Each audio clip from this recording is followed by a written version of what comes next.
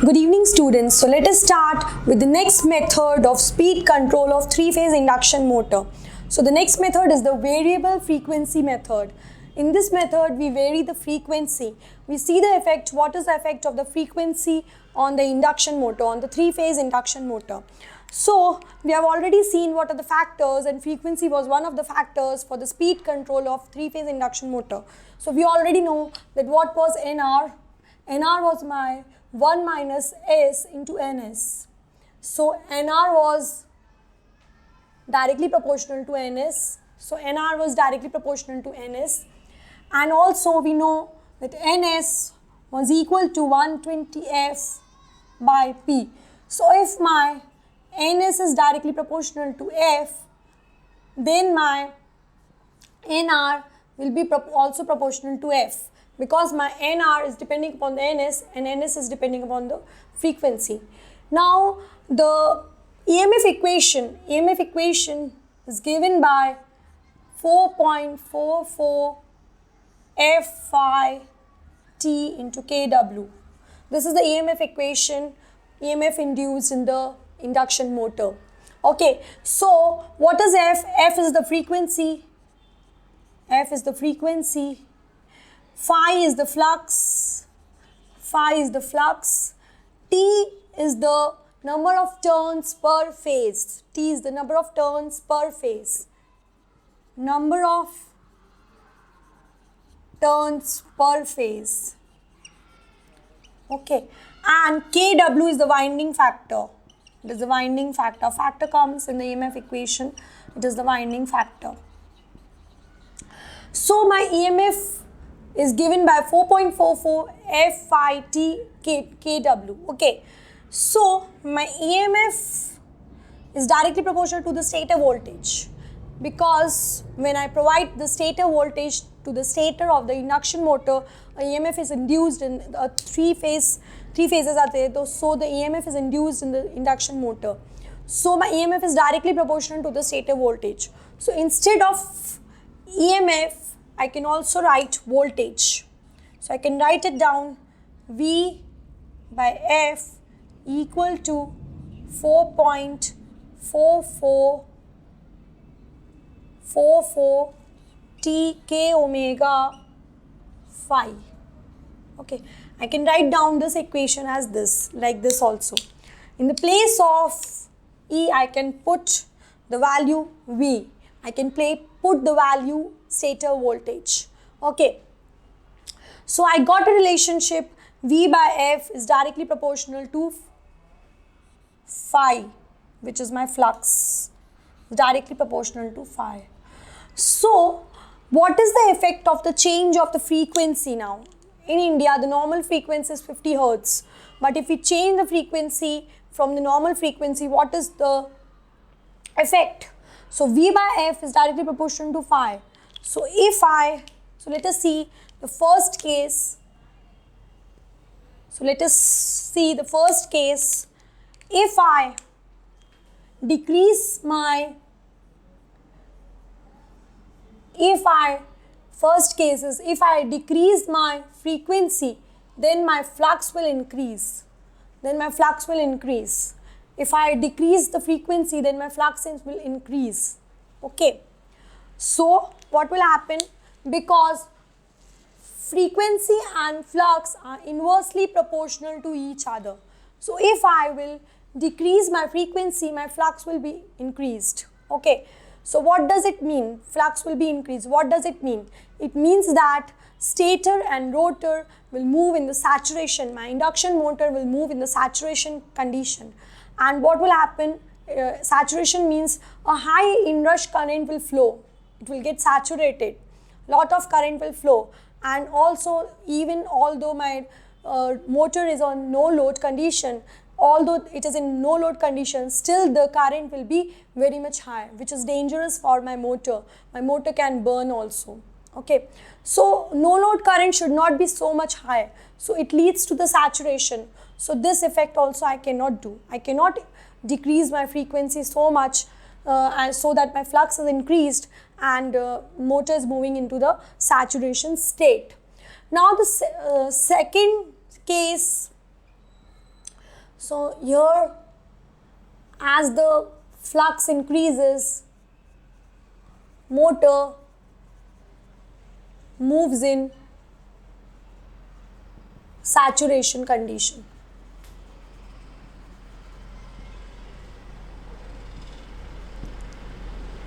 Okay, so heavy no load current flows.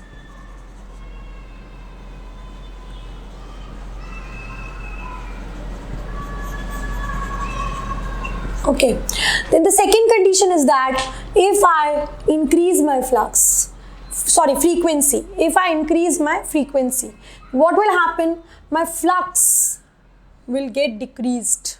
My flux will get decreased, and this condition is also not appropriate, because what will happen? My torque capability will be reduced. My torque capability will be reduced and motor will not be able to move. Okay, so here my torque capability will be reduced.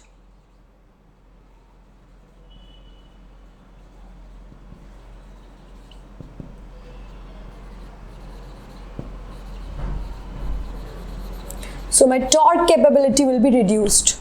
So what will happen? What should I do over here in order to get my speed control with the help of frequency? So if I see, if I am decreasing or increasing my flux, then my frequency. If I am increasing or decreasing my frequency, then the change is coming in the flux. If I do something anyhow that my V by F is maintained constant, means if I change my voltage also according to the frequency, if I change my voltage also with keeping in mind the voltage also, means as voltage as well as frequency, if I will change, then what will happen? Then I can get my flux to be appropriate. Okay, so but there is a condition in that. So there is a condition is that we can keep the V by F ratio constant till the base speed only, So we'll understand this with the help of a graph. So let us draw V by F graph.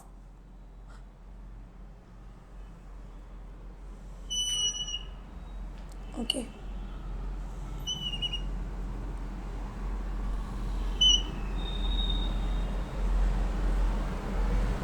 So let us draw a V by F graph. Let us mark it as base frequency. Okay.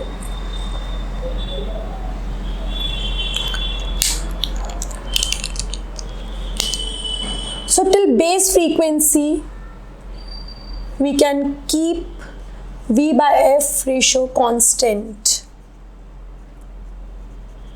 Okay. So when my V by F is constant, what happens is that my torque remains constant. My torque becomes constant. We can also see this with the help of speed torque graph. We can also understand this with the help of speed torque graph. Speed over here I am taking. Let us mark it as T max and this is as T min.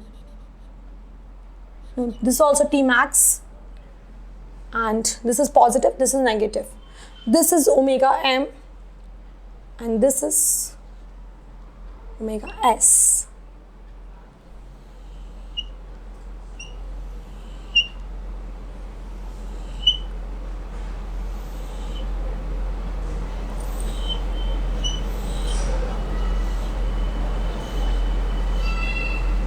Okay. So till omega s. So here when I am keeping below base speed, from 0 to base speed, my V by F ratio gets constant. Also my torque gets constant. Okay. Also my torque gets constant. So when my torque gets constant, because my torque is the maximum torque at that time, so it gets constant. It can take the value minus as well as positive. So I can increase or decrease my speed over here. I can take a wide range of speed over here. See, At this moment my speed is this much, at this moment my speed is this much, at this moment my speed is this much, and at this moment my speed will be this much. So for 0 to base frequency, my speed varies from 0 to the omega s, and omega s is omega s or ns. I can write omega s or ns. Speed can be given by omega also and ns also. It can be given by omega s also. So omega s, so my omega s is depending upon the frequency over here. So till the base frequency my V by F is constant, also my torque is constant, but I can vary my speed in all the ranges from 0 to base frequency. But above the base frequency my voltage has to be constant. But above the base frequency, this is above the base frequency, my voltage is constant. Voltage has to be kept constant. Okay, so when my voltage is kept constant, my frequency is changed.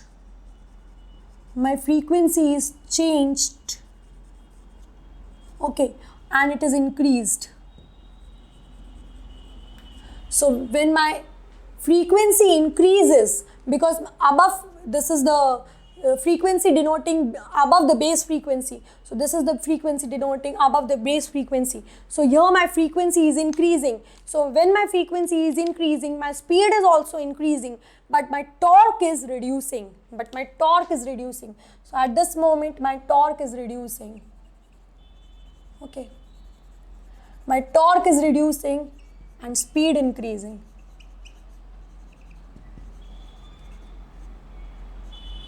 My speed increasing. Okay, my speed increasing. So we have seen over here that with the help of frequency we can control the speed. So over here, when I kept my V by F ratio constant below the base frequency, the frequency was below the base frequency, means it was lesser than the base frequency. When my frequency was lesser than the base frequency, my torque was constant and I can vary my speed in this range and I can vary my speed in this range. But after the base frequency, when my base frequency was greater, after the base frequency, my voltage has to be constant. We have to keep the voltage constant. Only the increasing factor will be over here, the frequency. And when my frequency will be increased, my torque will be reducing. And what will happen? My speed will be increasing, because speed is directly proportional to my frequency. So when my frequency is increasing, my speed will also be increasing, but my torque will be reducing. Okay, so such type of variable frequency method is used in the intermittent load, where we want the load is intermittent, like fan, pumps, etc. Okay, it is used in the intermittent load. And the major advantage of this method is that when we vary the frequency, we get the speed, we get the change in the speed from 0 to base speed and greater than the base speed So the major advantage of this method is that we get the speed control in all the ranges, we get. Also the braking is all easily applied over here. Braking can be easily also applied over here. This is also the major advantage. But the only disadvantage is that the losses are very much high. Now for the losses such as the core losses and all, they are very much high because of the flux and saturation. They are very much high. Okay, so we have seen the variable frequency method. Now the question is that how can we vary the frequency? So frequency can be varied with the devices such as voltage source inverter, current source inverter, and the cycloconverters.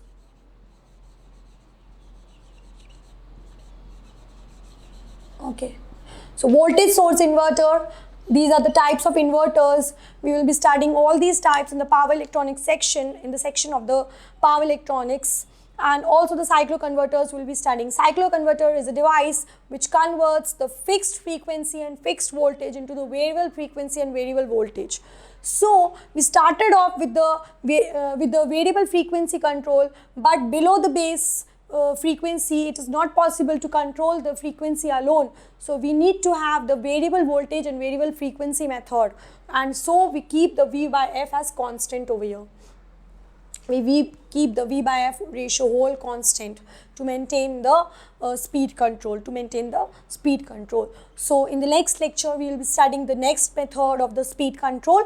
Okay, so please subscribe my channel, please share my videos, and if you have any doubt, you can ask me in the comment section. Thank you.